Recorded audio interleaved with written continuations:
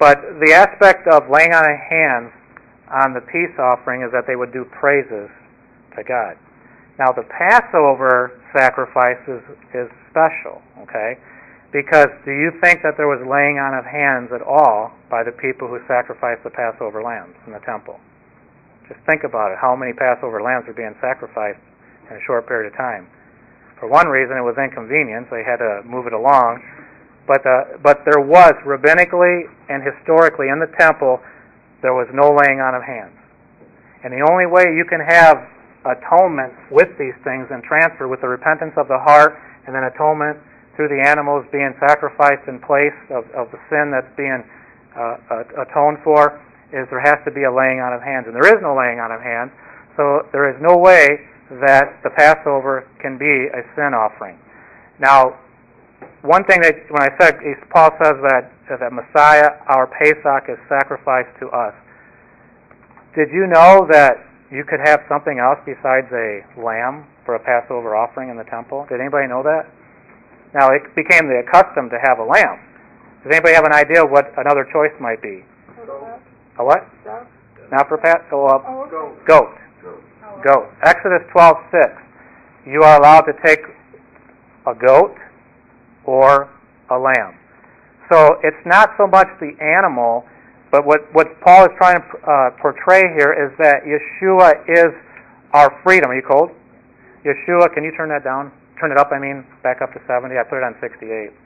Yeshua, it's not the animal that he fulfilled. It is the aspect of the redemption that he brought through his blood and being the Passover, being the freedom to set us free from our captivity from sin and Pharaoh, Satan, to be able to go to Mount Sinai, to be able to go. Hebrews talks about going up to Mount Sinai, to be able to grab a hold and make a covenant with God.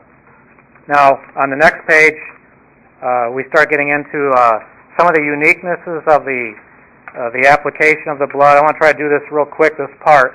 But we have in the Talmud, it tells us how the ceremonies were done. There were so many Passover lambs being sacrificed in the temple. Now, one lamb usually represented for 10 to 20 people. Okay, the male that was doing the sacrificing, he would go to the temple. It was only him, and then he would do the ritual. He would carry it back to be roasted that night for the Passover Seder. But it was for 10 to 20 people. But there were so many Passover lambs that they divided the people into three groups. And the first group would be allowed into the temple courtyards. The second group would be moved up to the doors that are closed, and the third group behind them. The Levites would begin to sing the psalms, and then you would have these row of priests that would be lined up to the altar and back. And the offerer would actually cut the throat of the animal, but there had to be priests at each place, at each station, with a special sanctified vessel to collect that blood. And then he would take that blood and he would pass it in this roll. And it would just go right on down, and the last priest by the altar, he would apply the blood to the altar, and then he would send the vessel back. And you had this going on, and sometimes for each section of people, the Levites had to sing 3 times through the Psalms, through the Hallel, which is like Psalms 135, 136, and there's other ones that go with it. But anyway, then they were done. Then the next group came in. The same thing happened. And finally, what do you think the people in the second and third group are doing when the first group's up there? Or with the third group when the second group's in there? Do you think they're talking about how their cow is or how their lamb's doing? Or what do you think where they were at in the temple, what do you think they were doing? Do you think that it was a sacred moment for them? They were tarrying. They were tarrying. So here on page 2, when it says in 1 Corinthians 11:33, Paul's talking about the Passover in context. When he come together to eat, he's using off this imagery from the temple, tarry one for another. There's a tarrying. This gives you a new representation of that meaning when we're asked to do that. Likewise, Luke 22 and 20 on the bottom of 2 there, Yeshua said when he took that cup, this is the cup of the new covenant in my blood, which is shed for you. Now, the Greek word for shed is, let me spell it here, ekchio. And if you look it up, just look it up, it literally translates to pour out. Okay? Now, it can mean, to shed your blood like giving of life, but it literally translates to pour out. Every personal peace offering, like the Passover is a peace offering, the blood by the priest was applied, guess, to the altar. Guess how? He tossed it. Tossed it on one of the corners to get two corners of the altar. He'd actually tossed the blood. Now, when this line of the Passover blood, which is a peace offering, when it comes down to the last priest, guess how that last priest did the blood? He didn't toss it like a normal peace offering. He poured it on the corner. The blood is poured out.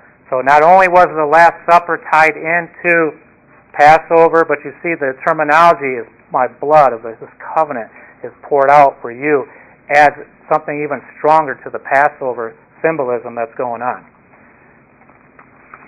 Page 3, now you're going to love this.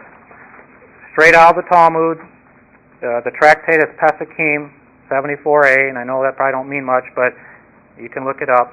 How were the Passover lambs prepared in Egypt when they came out of Egypt? It's in the Talmud. They took a pomegranate stick up the rear end of the lamb, up through its mouth, so it was like that. But to get the roasted meat thoroughly cooked, they put a crossbar, a crossbeam tied to that in the middle. And then they took the intestines and they wrapped it around the head of the lamb, and it was called the crown sacrifice. Now, who do you see in that picture? Straight out of the Talmud. Pomegranate sticks, the lamb wrapped around that. The crown sacrifice. Awesome.